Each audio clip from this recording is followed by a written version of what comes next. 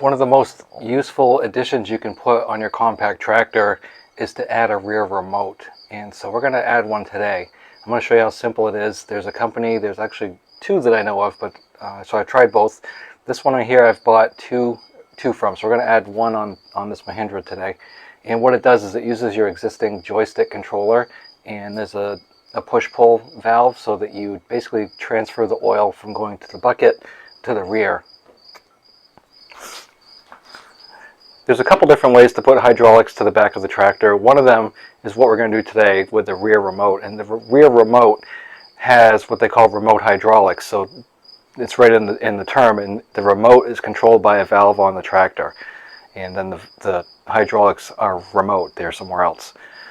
The other option that people put on their tractors is Power Beyond, and Power Beyond does not have the valve on the tractor. It's just oil going to the rear, and usually there's a loop hose on there so that you can return the oil back to the pump, because what you've got is you've got oil going out, which would go to a valve on, say, a log splitter or a backhoe, and then it comes back into the hydraulic pump, and that's how the circuit goes.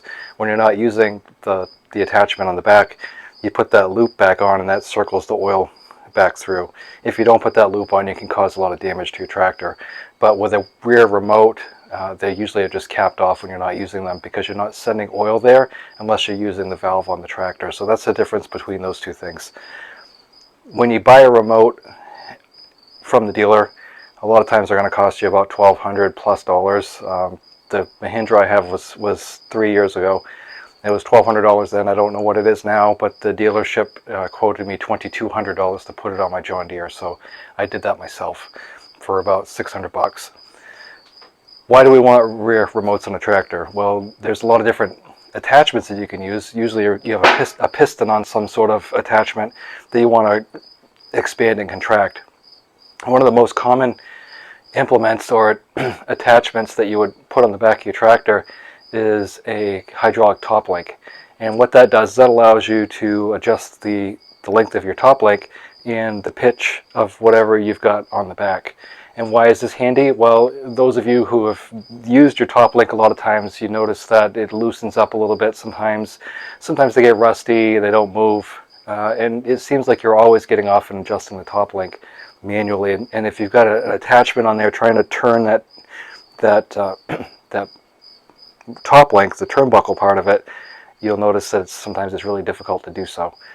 With a hydraulic top link, the tractor's doing the work for you. And the top link that I bought is from AgriStore. It's made in Italy, and I don't like the ones that are made in China. I've seen a lot of those, and they don't have a check valve on them.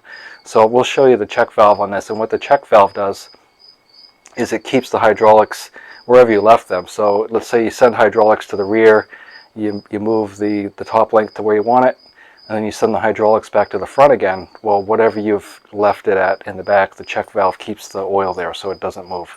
That way you don't have to keep going back and forth to make adjustments. It's already set, and then when you want to move it again, you just send the oil back and then make adjustments and then send it back to the front. Does it sound like a pain in the ass? Yeah, it really sounds like it's a lot bigger deal than it really is.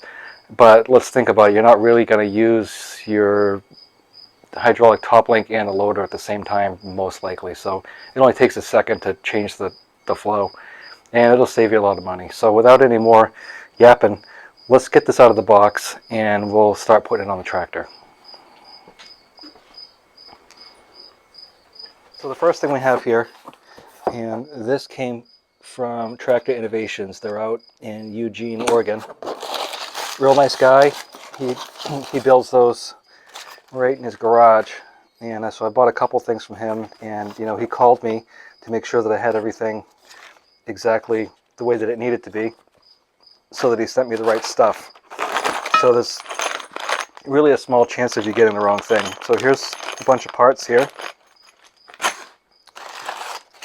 He sent me a couple brackets, and one of these brackets I can put right on the tractor, and I'll show you how we might do that. The other option is you have to drill into your firewall, which I don't necessarily want to do that. So we're going to see if we can make this bracket work. But then you can see in here is my hydraulic hoses, and these are just going to go to my loader. The loader is going to plug into here. and then this will go to the rear of the tractor, and we'll show you how that all hooks together. We'll have to assemble this a little bit as well.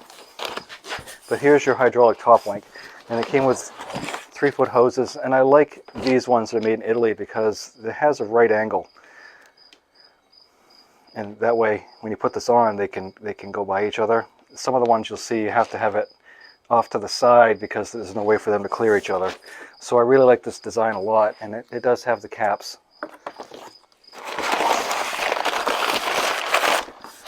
And then in here, the top link is really heavy, and you can get different sized ones, so you really want to measure your top link that you have now closed and then open to make sure that you get the right one.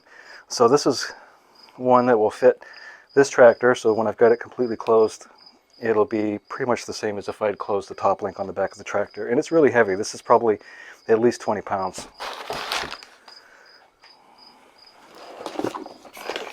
And one of the bragging points of these additions is that it takes about 30 minutes to put it on. So he said you can drill it through here, and you can put your push-pull there, or I can just use my existing bolts here.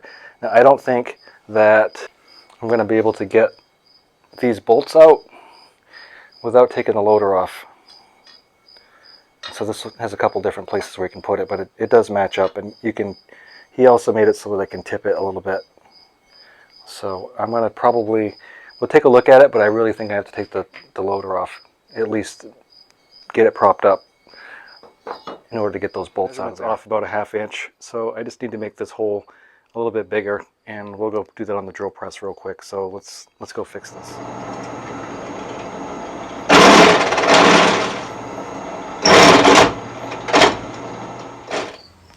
As I've been looking at this, I think ergonomically I want to put it this way. Like, I know there's only going to be one bolt. That one's going to stop it from going down, and I'm going to crank this one down, so I don't think it's going to move. But that way, when I'm doing the push-pull, it's a more of a natural action to go like this than down here. So we'll try this. If it doesn't work, you know, I can always take it off and reposition it later. But I think that's what I'm going to try for right now.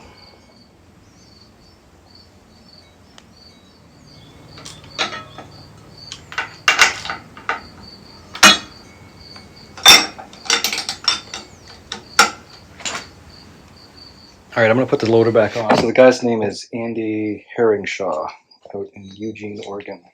Nice guy. Like I said, he called me, made sure everything was how it was supposed to be. And so he gives you these instructions. So he says, thanks for taking the time to get the measurement. Hope it works great.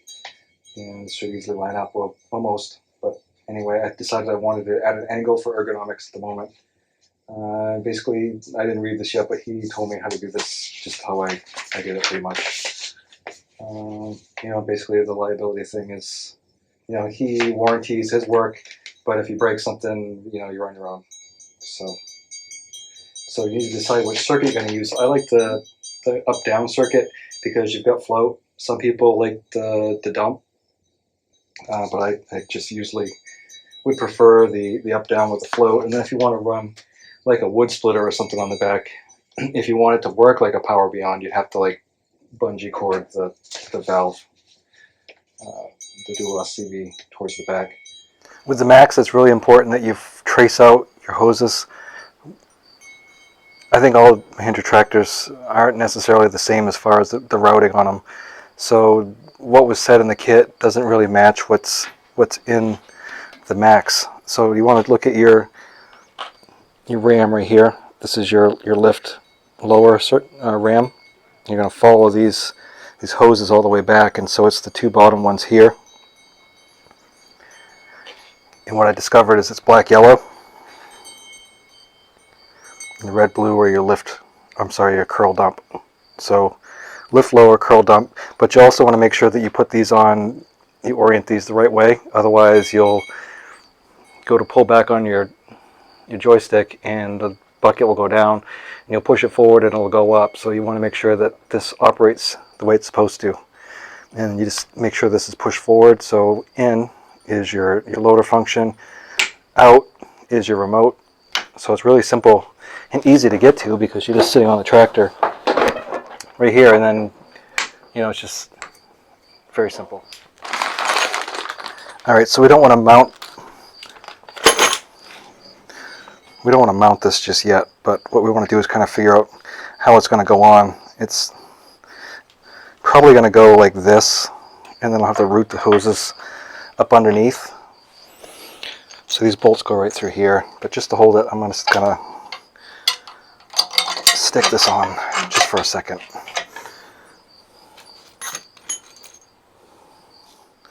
But we'll have to double check because, you know, just the way this is oriented. All right, so we're going to take this and we're going to hook it right in here.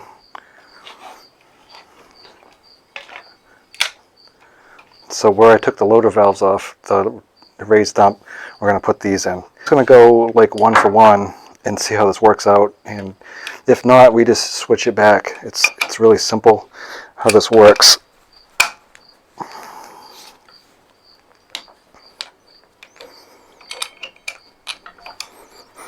So all I'm doing is taking the hydraulic flow and diverting it from here down at this hydraulic block out through this right here.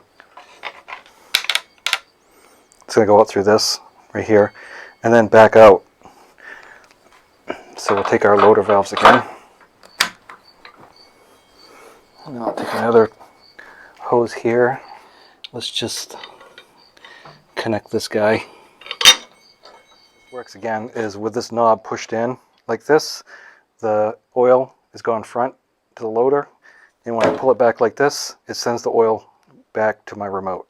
It's very simple and very effective. I only have to use my dual SCV.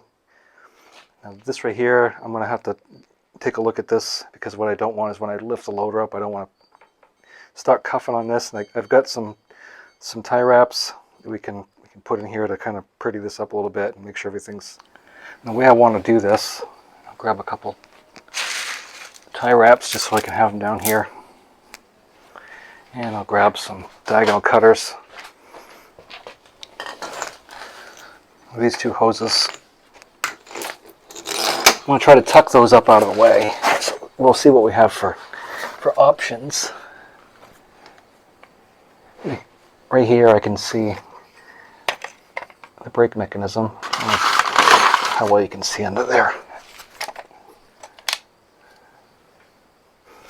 So these two cables right here run the joystick. They go up to the hydraulic block. Here's my brakes. And there's the grease fitting for them. So we want to stay clear of all the moving parts on this tractor. And what I like to do when I route hoses is I like everything to be easily traced. You can just take your finger and go down the line and find out where it goes. I hate crossed over wires and hoses.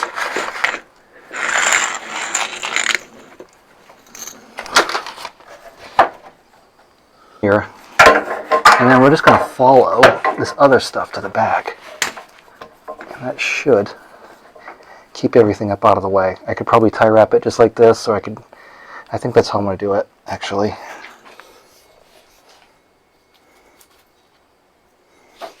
So we can use this same hole, actually. Run this through here. And I just like to snug them up a little bit. They're not cranked down yet because, you know, everything's still in flux here at the moment. Now what I can do is I can stay with these. Alright, so looking in the rear of this tractor, again, we want to make sure we're clear of all these parts and pieces that are going here for the hitch. So we want to stay really clear of all that. And then you've got some mechanisms in here that you want to be aware of. But it looks like I can come right up in here somewhere. Next thing we need to do is mount these couplers. We can't just have them hanging. So I want to find a good spot to put these. And initially I thought putting it here would be great, but there's no way to get in there. It's all boxed in because it's the ROPS, and there's just a tiny, like 1.5 inch hole here, and I can't get my hand in there. So as much as I want to put it there, I can't. So we're just going to put it right here, and I think that'll clear all this, but we'll put it in kind of loose and then test it and make sure nothing's gonna get caught. And these need to slide, so we can't put them on so that they don't move.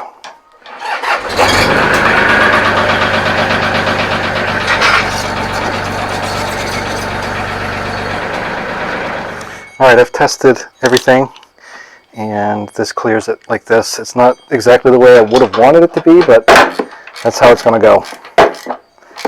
I do have some caps I can put in there,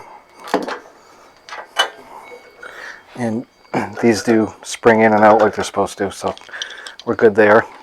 Alright, for the next part, this is from AgriStore, and again, these are Italian made, and here's the check valve I was telling you about. So what happens is, after you set your cylinder to where you want it, and then you take the pressure off, this right here will keep the oil, and then also keep your top link at the length that you had previously set it at, so it doesn't weep down. To get this out, you're going to need an Allen wrench or whatever. This is the metric number 8. So you take these plugs out. Right angle is or have the ability to overlap each other. Again, just be careful you don't get your threads screwed up. We'll tighten that up. Alright, I didn't feel like I needed to walk you through installing a top link on the tractor. And so this right here, these will flex. So you could put it either way, I guess. It depends on how you want to put it.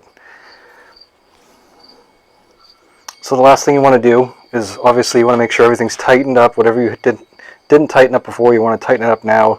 So I've tightened these up. Check all your hoses. Make sure nothing's rubbing on anything. Nothing's going to get pinched or chafed. So I've got all my tie wraps, and like I said, I always spin them around so you can't see the little nub. And so these are routed, so I can just trace them out with my finger. It goes underneath, comes back out through here, and there's my remote. Now these right here, I just bought these on Amazon. These are just coupler covers. So these would fill in the hole on your remote. But just keep those out of the way of your hitch, otherwise they'll get pinched. And this is how I've got it. Again, AgriStore top link. You have to buy the hoses separate. There's a couple different ways, or a couple varieties of these, so you want to make sure that whatever you buy matches your coupler. And then that's about it. Just check for leaks, make sure nothing's pinching, give it a go, and then in a little bit check everything again. Alright, I guess here's our moment of truth. So we'll fire the tractor up. Lower, float. Now we'll pull this to the rear.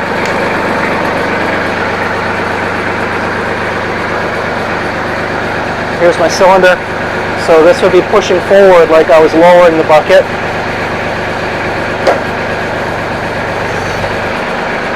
This would be pulling it back like I was raising the bucket. So if you don't like it that way, you can just reverse the two hoses here, and then it'll go the other way. It's not something I'm using all the time, so it's not really, I don't really care. But for something else, I probably would. So again, this is where I got it. And there's this contact there. Got it on eBay actually. But about a quarter of the cost of buying one from the dealer. And I think it looks pretty good. Works perfect. Alright, well, thanks for watching today. Hope you enjoyed the video. Hope you can get something out of it. If you've put these in before yourself and you've done it a little bit different, I'd like to know how you did it, how you routed the hoses, etc. Thanks for watching, and I will talk to you next time.